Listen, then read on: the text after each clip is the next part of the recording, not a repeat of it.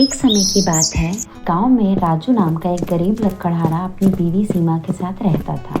राजू और सीमा बहुत गरीब थे, लेकिन वे बहुत ही चालू और ईमानदार थे। राजू रोज सुबह जंगल में लकड़ियां काटने निकल जाता और शाम को उन्हें जाके गांव के पास शहर में बेच आता। लेकिन फिर भी वह मुश्किल से ही इतने पैसे जुटा पाता कि 2 वक्त का खाना खा पाए, क्योंकि आजकल लोगों को लकड़ियों की जरूरत कम ही पड़ती थी। एक दिन सीमा राजू से कहती है, राजू, हम लोग तो 2 वक्त का खाना भी बहुत मुश्किल से जुटा पाते हैं।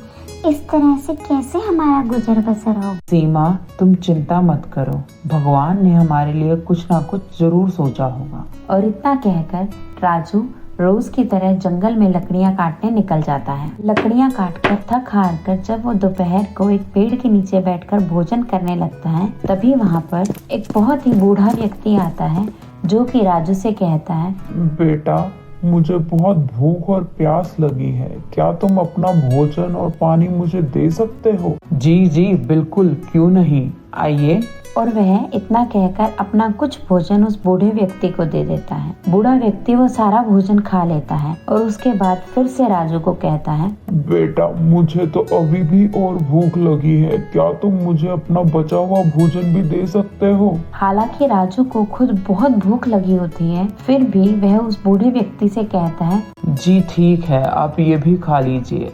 और इतना कहकर राजू पानी पीकर वापस से लकड़ियां काटने चला जाता है। जब लकड़ियां काटकर वो वापस आता है तो देखता है वहाँ पर बूढ़ा व्यक्ति नहीं है और उसकी जगह एक मटका रखा हुआ है। राजू को कुछ समझ नहीं आता, पर वह उस मटके को लेकर अपने घर चला जाता है। घर जाकर सीमा से कहता है, सीमा, ये लो, ये मटका घर में रख लो, किसी न किसी काम आ जाएगा। आप ये मटका कहाँ से लाए? आप तो लकड़ियाँ काटने गए थे। अरे गया तो मैं लकड़ियाँ काटने ही था, लेकिन वहाँ पर मुझे एक बूढ़े बाबा मिल गए और भोजन कर कर लगता है वो अपना मटका वहीं भूल गए। मैं उन्हें ढूंढने की कोशिश की, पर वो मुझे कहीं नहीं मिले। तो मैंने सोचा ये मटका मैं ले ही आता हूँ, कोई ना कोई जानवर इसे जंगल में तोड़ देता। इतना कहकर राजू हाथ मुंह धोने चला जाता है और सीमा भोजन परोसने लगती है।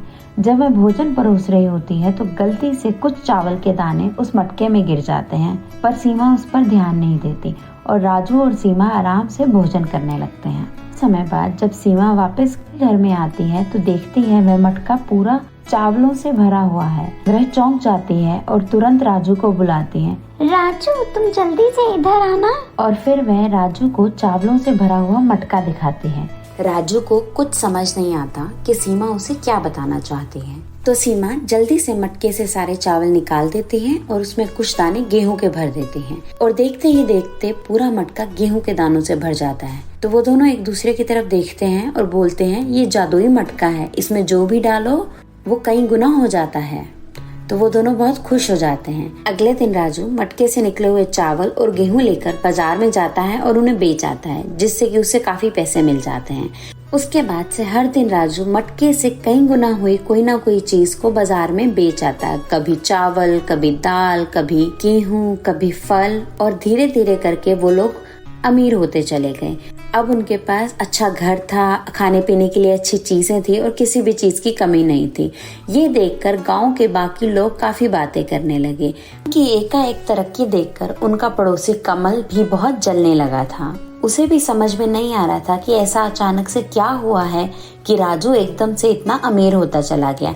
इसलिए उसने उनके घर पर नजर रखनी शुरू की और एक दिन उसने देखा कि राजू किस तरह से मटके से चीजों को कई गुना करता और उन्हें ले जाकर गांव में बेच आता। तो कमल ने सोचा, क्यों न मैं ये मटका चुरा लूं और मैं भी चीजों को कई गुना कर कर बाजार में बेच आऊंगा, जिससे मैं भी जल्दी से अमीर हो जाऊंगा। तो उसी रात चुपके से कमल राजू और सीमा के घर में घुसता है और वो मटका चुरा लेता है और फिर खुद से बोलता है, अब तो मेरे पास भी जादुई मटका है, अब मैं इसमें कुछ पैसे डालूंगा और वो कई गुना हो जाएंगे। राजू तो बेवकूफ था जो चीजें कई गुना कर कर उनसे पैसे कमाता था, मैं तो सीधा पैसों से ही पैसे बनाऊंगा। और इतना सोचकर कमल मटके में कुछ सिक्के डालता है और अचानक से देखता है कि पूरा मटका सांप, सपोले, कीड़े और तरह तरह के जीवों से भर जाता है।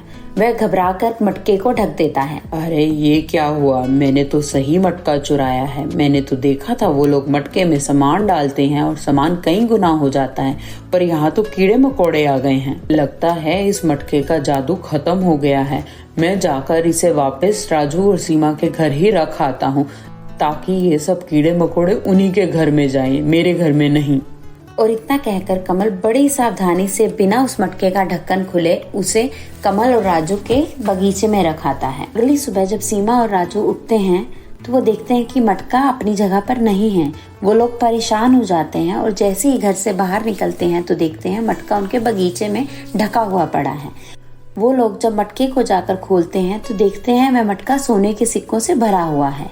यह नजारा दूर खड़ा कमल भी देख रहा होता है और वो भागकर राजू और सीमा के बगीचे में आ जाता है और मटके को फिर से ढक देता है और कहता है ये सोने के सिक्के मेरे हैं, तुम्हारे नहीं। और जैसे ही वो दोबारा मटका खोलता है उसे फिर से सांप और कीड़े मकोड़े दिखाई देने लगते हैं। वह फिर से मटके को छोड़कर भाग जाता है और जैसे ही राजू और सीमा फिर से मटके के पास आते हैं तो वो देखते हैं मटका तो सोने के सिक्कों से ही भरा हुआ है। तो इस पर राजू और सीमा एक दूसरे का चेहरा देखने लगते हैं और फिर राजू सीमा से कहता है, सीमा, लगता है ये मटका सिर्फ ईमानदारी और सच्चाई से काम करने वाले लोगों का ही साथ देता है। कमल ने लालच भरे मन से इस मटके का इस्तेमाल किया होगा और उसे उसी का परिणाम मिला है। और इतना कहकर वो लोग मटका लेकर अपने घर के अंदर वापस चले जाते हैं। तो दोस्तों, आपने देखा जो लोग सच्चाई और ईमानदारी से काम करते हैं भगवान भी उन्हीं का साथ देता है। इसी तरह की और कहानियों के लिए सब्सक्राइब करें हमारा चैनल पीके टून किड्स।